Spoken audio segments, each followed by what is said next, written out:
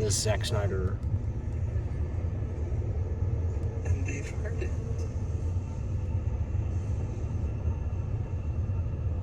Out in the dark.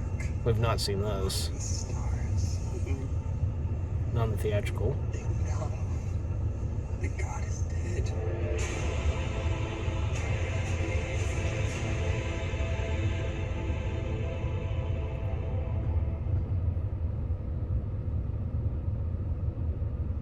That's it. Apparently, that was short.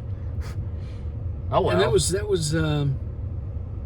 Lex Luthor's Yeah, it was Lex Luthor's voice talking. Yeah. Yeah. All right. Wow. Time out.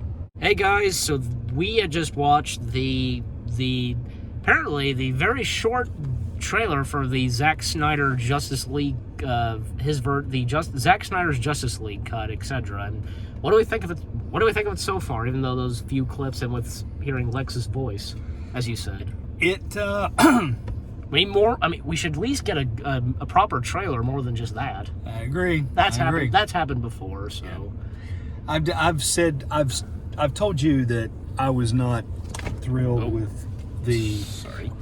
I was not thrilled with the choice of Steppenwolf as the As the main villain. antagonist of the movie. Yeah, I just Is wasn't. it mirrors like they were trying to do? Is he trying to be the Thanos of that movie or something? Well, He was kind of CGI, etc. Yeah, he was far from Thanos. I mean, Thanos was just the ultimate bad guy, besides the Joker in the Dark Knights, the Christopher Nolan Dark Knight series. I'm very particular about my superheroes and the way they're portrayed, but the whole Steppenwolf. I think I told you I was never a DC Comics fan per se. I bought a handful of Flash comic books. The Batman, of course. Yeah. The Batman's my favorite of all the superheroes. DC across Marvel, it's the Batman. Yeah. And I have a Obviously. couple of Superman comics, and At least you have appreciation for some of the other DC superheroes, like Superman, for example. Teen Titans. Never bought any Wonder Woman. Never bought any Green Lantern or anything like that. But I had never heard of Steppenwolf. Never, except as a rock group. And when I saw Steppenwolf, they're fighting a rock band. What? I said, okay, that's got to be. As soon as I saw the name, I said, okay, that's got to be From the DC significant. Comic. It's some, and like so he's been in the comics, but we just don't know him. I googled Steppenwolf, and lo and behold, there he was. And I'm like, why in the world? Why didn't you have him fight? I mean, you know, I think the train wreck of a Superman movie was when he fought like Solar Man or whatever it was. When Lex Luthor stole the Gene Hackman version of Lex Luthor stole Superman's DNA, and he created this Nuclear Man, whatever. But it was stupid because he has Margot Hemingway flying her through space, and it's like, okay, she would be dead at 40,000 feet. Because she would freeze to death and lack of oxygen, but yet she's flying suborbital, and Nuclear Man is carrying her, and I'm just like, give me a break. Yeah. And so this movie, while it's got great special effects and everything, the Dawn of Justice, and I love the end scene. Absolutely love the end scene with Superman and the Flash, where they're racing. Good. That was so cool. And yet, in that film, in the Justice League come out theaters, like Superman's mouth, and face. Because Henry Cavill had a mustache. I never paid any attention to that. I really didn't, and I didn't look that close to really tell.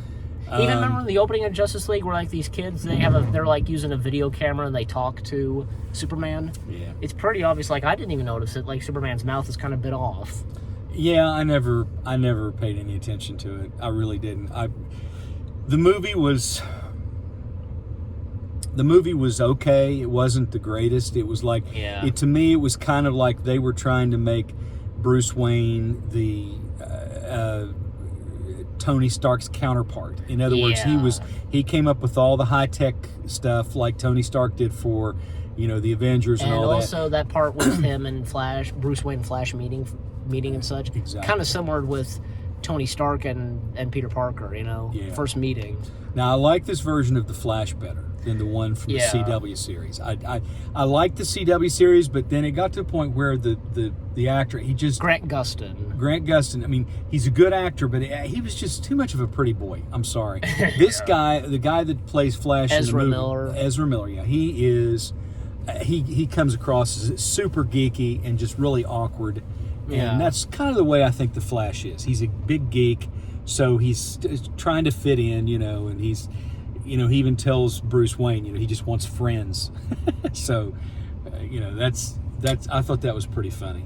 But and if you look at it cross comic from between Marvel and DC, you got to say that really Bruce Wayne is Tony Stark's counterpart in those two universes, because think of it this way: Tony Stark and Bruce Wayne are the only two superheroes that really don't have any superpowers. Yeah. The only thing they have skill. I mean, the thing that Tony Stark has that the Batman doesn't have is he has a high-tech prosthesis that he wears, the suit, the armor, and that gives him superpowers, and he can fly and shoot repulsor rays out of his hands and out of his chest and eyes and all that stuff. Exactly. So, but the Batman is a martial arts expert, but he's also got the high-tech gear. Yeah. So that's what gives them. It's their high-tech gear that gives them their superpowers. Exactly. There's, I guess really that Green Arrow and Hawkeye would be the equivalents, obviously, in the DC Marvel universe. They don't really have superpowers, but they have mad skills. Exactly, and bow and arrows. Exactly. Yeah. Exactly, and they're martial arts experts. Yeah. And your thoughts on the Zack Snyder's version of Justice League happening and coming out? Well, I like director's cuts. I was not a fan of the forgotten the director's name that directed Superman 2.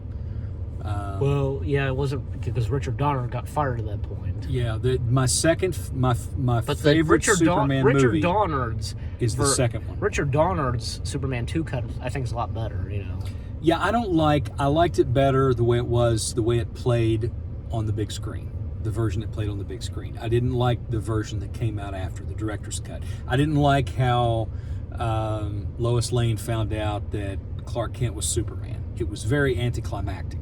But the way it happened the way it played in the original version, it was much more dramatic. It was much more, it had a much greater climax of, he gets busted. She realizes that he's Superman. And I think in the director's cut, she shot him. She fired a gun at him. Yeah, and caught the bullet. I think so. In the second one, but in the original one, he falls into the fire, and he should have been badly burned, but it didn't even touch him, and that's when he knows that he's been caught. And you see the look on his face. But he kind of says, I think I really wanted to get caught. And one more thing, any thoughts on the Zack Snyder? Just any last words on the Zack Snyder Justice League cut? Hey, anxious to see it. Me too. Yeah. Yep. Anxious to watch it. I'm anxious and can't wait to see how this turns out. Yep. Yeah, and I heard that if this does good or anything, it might bring back Ben Affleck's Batman and with Jared Leto's Joker, everything else, Yeah, it could. It's possible. with the downhill and bad stuff going on with the DC Extended Universe, Exactly. Yeah, so fingers crossed for Zack Snyder's version of Justice League to be good and to succeed. Right. Yeah. And with that said, hope you guys enjoyed this reaction video. More new reaction videos coming your way. They're going to be awesome. Any last words? Off out. Off out, yep. And for me, we'll see you guys in the next video /reaction video. Take care, and peace out.